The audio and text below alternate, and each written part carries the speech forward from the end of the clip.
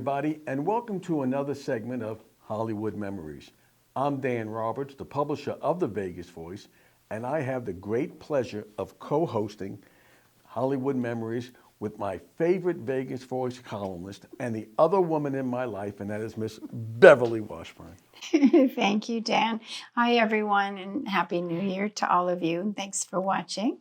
Today, we have a very special guest. Now, she's been on our show before.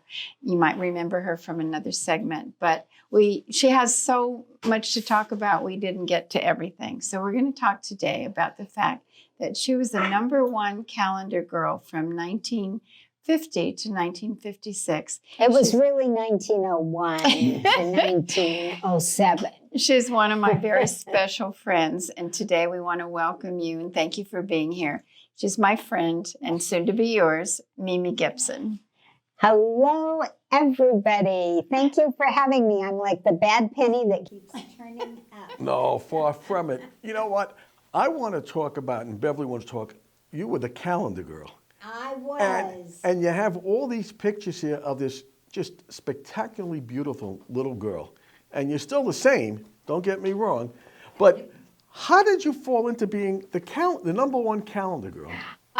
My mom had me, this is going to sound weird, but in beautiful baby contests. They had those in the olden days. And I won all the beautiful baby contests in Washington State. My dad died. She brought me down here. She knew there were photographers that made calendars in Los Angeles. And she took me around to all these photographers, and I started working for 2 or 3 of them. And that's what happened. As simple as that. I mean, as simple as that. And the thing, I was a pretty little girl, but I loved animals. And a lot of children, believe it or not, are afraid of animals. And you could give me anything. You could give me, here I am with chickies. You know, here I am with a dog and another dog and another dog and a kitty. Yeah. And you give me anything, I just loved it. And she still does. And that's why we're friends. That's why we're friends, is because we're both animal lovers. Absolutely. And it's the only reason. Was it difficult working with animals, or just how'd you go about doing something like that? Well, there were people that were trainers, and they also worked in the movie industry, and they had animals that they trained to be good, and they would sit. And I mean, the chickens we had to kind of corral. Right. You can't train a baby chick. But, they worked, and they were, the photographer, I worked mostly for Theda and Emerson Hall. They were a married couple that were wonderful people, absolutely wonderful.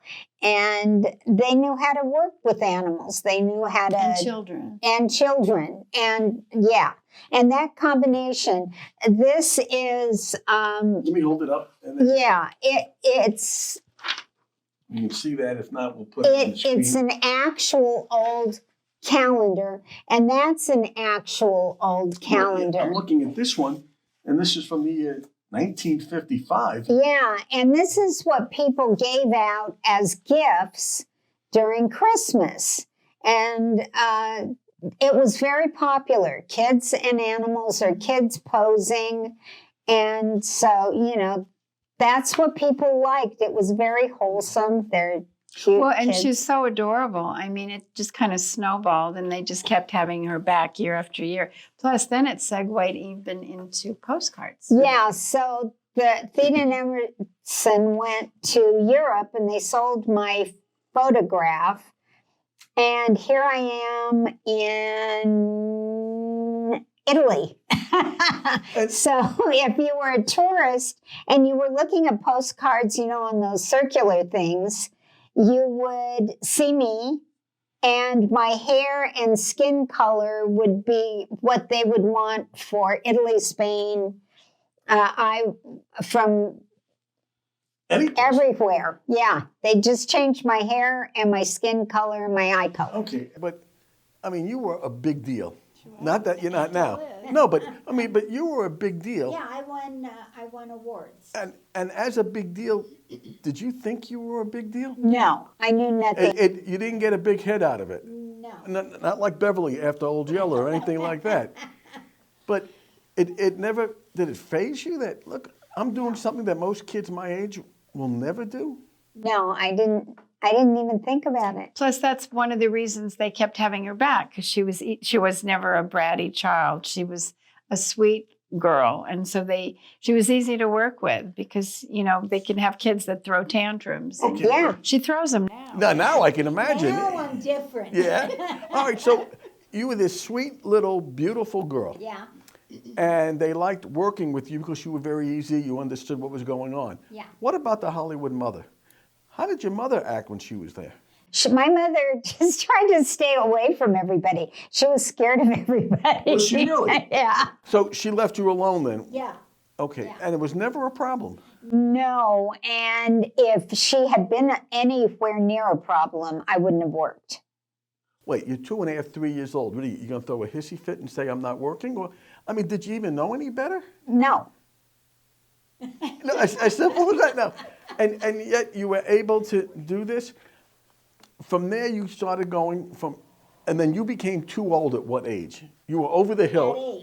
At 8. At 8 years old, you were over the hill. Yeah, because they like this age, that innocence.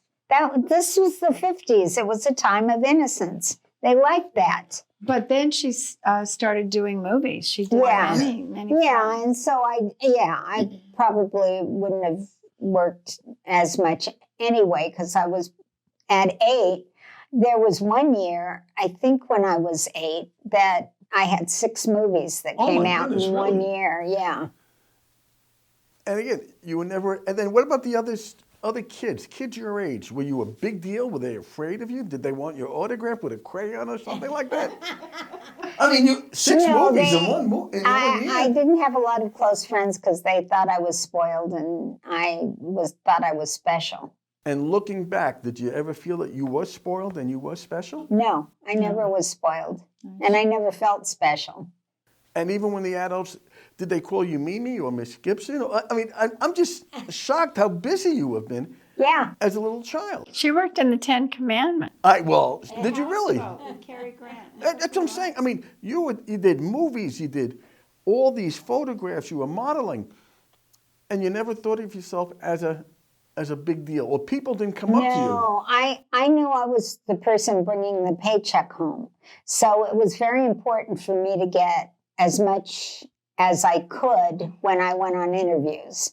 It was my job to go on an interview and get the job. And that was the main job. And in terms of how much money you collected, how much you received, were you ever involved in knowing how much money you received? No, I didn't know or care. No, we didn't. That We was didn't know. yeah. And I mean, that was immaterial. It's just the idea of working in. But you would, as you mentioned, you were the paycheck for the family. Right. I mean, that's My really, dad was dead, so it was just mom. My sister got married when I was 8, Okay. and she was 18. She was 10 years older, and so she was gone, and so I was the main support of mom and me till I was. I had regular paychecks till I was about 15, and then everything started slowing off because they could use 18-year-olds that would look 15, and they didn't need a teacher or the hours. Right, they could work overtime. Yep. As a minor, you have to have a welfare worker on the set. Yep. And you can only, you have to have 3 hours of schooling. You can't do overtime, all those things. So they preferred to get somebody who was of age to look younger. Yep. So that happened. So like a at lot. 15, you were over the hill completely then. for a while. Absolutely, yeah. Isn't that something though? It was very nasty. I know. I mean, you can hear and you can see the unfairness of the whole Yeah. system. Yeah. And but do you regret doing this? Did you enjoy doing this? Let's do that. I enjoyed doing a job well. that was what I enjoyed doing. And at 4 or 5 years old, how do you know if you're doing a job well? They don't yell at you. Well, when she worked on Cecil B. On the Ten Commandments, Cecil B. DeMille was tell that story. Oh, okay. So we were all. I played a little girl with her blind grandfather and her brother, and we were kind of like everyman. So they used us here and there as they were leaving Egypt to go find the Holy Land with Moses. And, you know, we were seeing different things. And so you'd see things through our eyes. And there was a green screen scene where Moses is supposed to be parting the Red Sea. And there were probably, I don't know, 60, 70, 80 of us. But there were those of us that Cecil B. DeMille wanted to, you know, do close-ups on. And he was on a crane up above us. You know, they show old things of him like that. Right. And it was true. And he'd wear a beret and jodhpurs. It was crazy. But he knew who I was. And people said, don't screw up. He'll yell at you in front of the cast and crew. You'll be so sorry. And I just thought, oh my God, I hope I don't screw up. And so, you know, we're supposed to look this way or point that way or do whatever. And I don't know what I was supposed to do, but he gave me special instructions. And when he said, cut print, he said, Mimi Gibson. And I thought, oh no, what did I do? And he said, good job. And I was like, ah. You were what, like 6? I was 6. You were 6 years old? Yeah. Did you know who he was? This Yes, tremendous, yeah. tremendous director. Everybody knew about Cecil B. DeMille because he was just famous. And just as an aside, Charlton Heston. Yeah. It's Charlton Heston, for God's sake. Did you call him Chuck? Or I mean, Sure. I was 6. you're 6 years old, but and you didn't call Cecil, did you, by any chance? No, you called him Mr. DeMille. And if you disagreed with the way he posed you, did you? You never disagreed with the director. I know Beverly always did. She would tell us. Poor Beverly, she never did. Beverly was, you're a professional. You do what they tell you and you shut up about it. You know, you don't cause anybody any trouble. And you never caused any problems. Only with Loretta. Well, wait, let's save that for another time. That's another time. Okay, we're going to... But she was mean to me, so there we go. Yeah, and I know she used to beat Beverly, but we'll go into that later. And she loved Beverly. Loved her. So we're going to... Wait a minute. So we're going to have you back. You can talk about Loretta Young, and I think we can do a whole segment on that. Yeah, she's got more. Oh, she has everything on that. Yeah, between Chuck and Loretta, yeah, you got everything covered. And I thank you so much. Oh, you're welcome. Thank you, Mimi. I can't thank you enough just for putting up with me. And this is Dan Roberts for Hollywood Memories, wishing everybody a very happy and a healthy new year. And we'll see you again next time. Thank you, ladies. Thank you. Thank you.